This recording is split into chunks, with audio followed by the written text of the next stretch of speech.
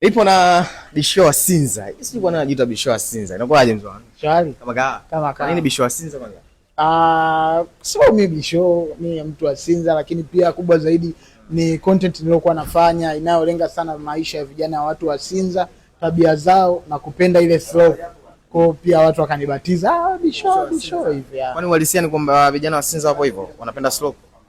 Inaaminika hivyo kwa sababu ujue Sinza sio kwanza ni sehemu ambayo haina kazi ngumu. Alafu pia ni sehemu ambayo before waliishi sana wasanii bongo movie nini. Kwa hiyo utajikuta vijana hapa ni vijana fulani, kila mtu star kutoka usiku jioni nini hivyo. Alafu kaja itabia kulelewa mishangazi nini, kwa hiyo ikapa blandi zaidi. Sasa ongera tangu pale ambapo umeanza kufanya kazi ya star sana mpaka leo. Naona ukuaji wako tangu kuanzia mpaka sasa. Nataka nifahamu kutoka kwako, unajiona huko ulipotoka na sasa hivi unajiona kuna namna gani ya maisha yako ya kutengeneza content na comedy kwa ujumla? Namshukuru Mungu kwanza, bado nina afya njema, alafu bado na imani na kitu ninachokifanya, lakini pia kitu ninachokifanya kinanifanya naendelea kuwepo Dar es Salaam kwa muda mpaka sasa hivi. Ni kitu kikubwa. Kama sio hivyo, ningekuwa mbali huko Makigoma wapi na Lima. So hivyo, lakini najiona sasa kuanza safari ya kuanza kutimiza ndoto zangu.